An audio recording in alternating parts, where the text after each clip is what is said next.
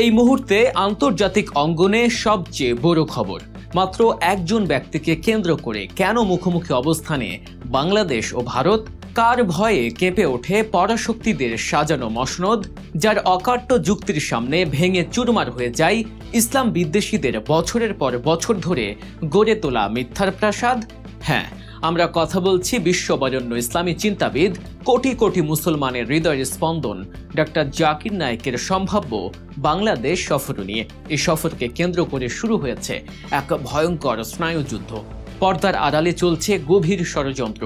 সরাসরি হুমকি দিয়ে বসেছে ভারতের হিন্দুত্ববাদী মোদী সরকার। তাদের একটাই দাবি, ডক্টর জাকির নায়েক বাংলাদেশে পা রাখা মাত্রই তাকে তুলে দিতে হবে ভারতের হাতে। কিন্তু এবার গর্জে উঠেছে বাংলাদেশের সাধারণ জনতা। শুধু সফর নয়, ডক্টর জাকির নায়েককে বাংলাদেশের সম্মানসূচক নাগরিকত্ব দেওয়ার দাবিতে উত্তাল সারা দেশ। যে কাজ করতে ব্যর্থ হয়েছিল ভারতের তাবেদার শেখ হাসিনার সরকার, ডক্টর ইউনূসের নেতৃত্বাধীন অন্তর্বর্তী সরকার কি সেই ইতিহাস গড়তে পারবে? ভারতের এই নগ্ন হস্তক্ষেপ আর রক্তচক্ষু উপেক্ষা করে বাংলাদেশ কি পারবে মুসলিম উম্মাহর সম্মান রক্ষা করতে, নাকি আবারও দিল্লির দাসত্ব বরণ করে নেবে? দেখুন পর্দার আড়ালের সেই চাঞ্চল্যকর কাহিনী, যা মূলধারার গণমাধ্যম আপনাকে কখনোই দেখাবে না। দীর্ঘ এক দশকের স্বৈরশাসনের অন্ধকার শেষে বাংলাদেশে যখন সবেমাত্র ভোরের আলো ফুটতে শুরু করেছে, ঠিক তখনই দেশের ধর্মপ্রাণ কোটি কোটি মানুষের জন্য এক বিশাল আনন্দের সংবাদ হয়ে এসেছে ডক্টর জাকির নায়েকের সম্ভাব্য ঢাকা সফরের খবর। বিভিন্ন সূত্রে জানা যাচ্ছে চলতি মাসের শেষ দিকেই তিনি ঢাকার মাটিতে পা রাখতে পারেন। এই খবরটি যেন বাংলাদেশের নতুন যাত্রার এক প্রতীকী সূচনা। যে দেশে একজন শেখ হাসিনার ইসলাম বিদ্বেষী সরকার ডক্টর জাকির নায়েকের প্রতিষ্ঠিত সত্যের বাতিঘর পিস টিভিকে অন্যায়ভাবে বন্ধ করে দিয়েছিল, সেই দেশে আজ তাকে স্বাগত জানানোর প্রস্তুতি চলছে। এটি নিছক কোনো সফর নয়, এটি যেন মিথ্যার উপর সত্যের বিজয়ের এক জীবন্ত দৃষ্টান্ত। কিন্তু বাংলাদেশের এই পরিবর্তনে এবং মুসলিমদের এই উচ্ছ্বাসে যেন ঘুম হারাম হয়ে গেছে দিল্লির সাউথ ব্লকের। ভারতের হিন্দুত্ববাদী মোদী সরকার ডক্টর জাকির নায়েকের এই সম্ভাব্য সফরকে কোনোভাবেই মেনে নিতে পারছে না। তাদের ভয়টা ঠিক কোথায়? ভয়টা হলো সত্যের। ডক্টর জাকির নায়েক যখন বিশ্বের বিভিন্ন ধর্মগ্রন্থ থেকে উদ্ধৃতি দিয়ে ইসলামের শ্রেষ্ঠত্ব প্রমাণ করেন, যখন তিনি বিজ্ঞানের আলোকে আল কোরআনের সত্যতা তুলে ধরেন, তখন ভারতের উগ্র হিন্দুত্ববাদী সংগঠনগুলোর নির্মিত বিদ্বেষের দেয়াল তাসের ঘরের মতো ভেঙে পড়ে। তার যুক্তিভিত্তিক আলোচনা তরুণ প্রজন্মকে আকৃষ্ট করে, যা তাদের বিভাজন ও শাসন নীতির জন্য সবচেয়ে বড় হুমকি। এই কারণেই তারা মরিয়া হয়ে উঠেছে। ভারতের মাটিতে ডক্টর জাকির নায়েকের বিরুদ্ধে অর্থ পাচার এবং বিদ্বেষ ছড়ানোর মতো হাস্যকর ও বানোয়াট মামলা দায়ের করা হয়েছে। অথচ মজার বিষয় হলো, ভারত সরকার আজ পর্যন্ত তার বিরুদ্ধে একটিও প্রমাণ হাজির করতে পারেনি। এমনকি আন্তর্জাতিক পুলিশ সংস্থা ইন্টারপোলও ভারতের আবেদনকে পাত্তাই দেয়নি। তারা একাধিকবার ডক্টর জাকির নায়েকের বিরুদ্ধে রেড কর্নার নোটিশ জারি করার আবেদন প্রত্যাখ্যান করেছে, কারণ তারা বুঝতে পেরেছে যে এই মামলাগুলো রাজনৈতিক উদ্দেশ্য প্রণোদিত এবং ধর্মীয় বিদ্বেষ প্রসূত। কিন্তু তাতেও থেমে নেই মোদী সরকার। এখন তারা তাদের পুরনো কৌশল, অর্থাৎ প্রতিবেশী দেশের উপর গুন্ডামি ফলানোর নীতি গ্রহণ করেছে। ভারতীয় পররাষ্ট্র মন্ত্রণালয় নির্লজ্জের মতো তাদের গণমাধ্যমকে দিয়ে বার্তা দিচ্ছে যে ডক্টর জাকির নায়েক একজন অভিযুক্ত এবং বাংলাদেশ সরকারের উচিত হবে তাকে ভারতের হাতে তুলে দেয়া। একটি স্বাধীন ও সার্বভৌম দেশের প্রতি এর চেয়ে বড় অপমান আর কি হতে পারে? এই জটিল পরিস্থিতিতে বাংলাদেশের অন্তর্বর্তীকালীন সরকারের প্রতিটি পদক্ষেপ এখন অত্যন্ত গুরুত্বপূর্ণ।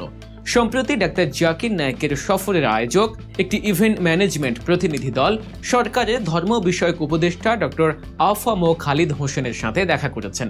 উপদেষ্টার বক্তব্য ছিল অত্যন্ত সতর্ক এবং কূটনৈতিক। তিনি বলেছেন, ডক্টর জাকির নায়েক সাহেবকে যারা আনতে চাচ্ছেন তাদের একটি দল তার সাথে দেখা করেছেন। তিনি তাদেরকে বলেছেন যে এটা তার ব্যাপার নয়, এটা পররাষ্ট্র এবং স্বরাষ্ট্রের ব্যাপার এবং তাদের এখতিয়ারে। তিনি আরও বলেন, কোনো বিদেশি মেহমান যখন কোনো দেশে আসে তখন পররাষ্ট্র মন্ত্রণালয় এবং স্বরাষ্ট্র মন্ত্রণালয় বিষয়টি ডিল করে থাকে, তাদেরকে সিদ্ধান্ত নিতে হবে।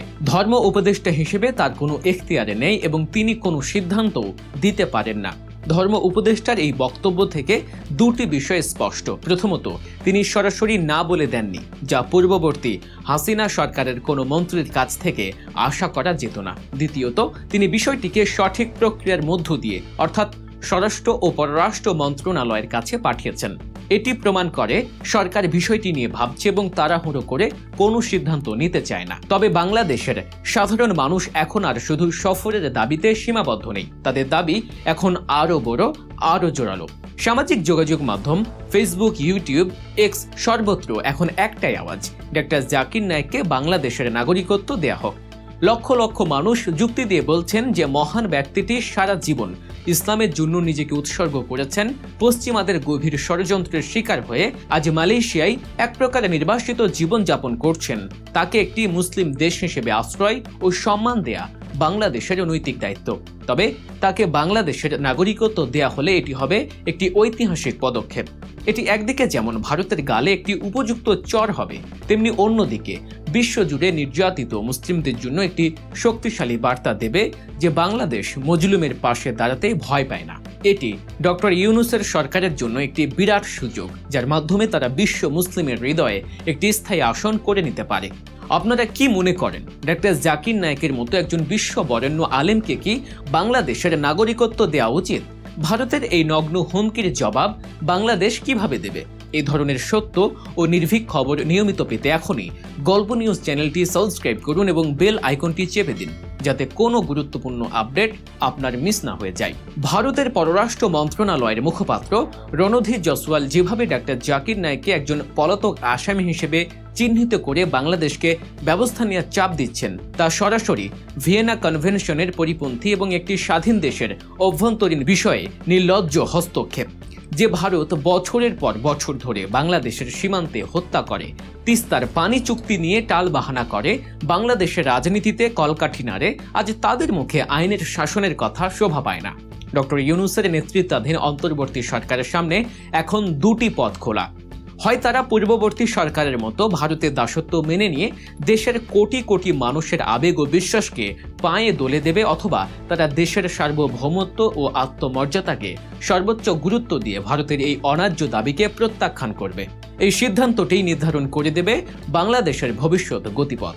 এটি এখন আর শুধু ডক্টর জাকির নায়েকের সফরের বিষয় নয়, এটি বাংলাদেশের 18 কোটি মানুষের আত্মমর্যাদার প্রশ্ন। এটি একটি পরীক্ষা, যার মাধ্যমে প্রমাণিত হবে বাংলাদেশ কি একটি স্বাধীন রাষ্ট্র নাকি দিল্লির একটি করদ রাজ্য।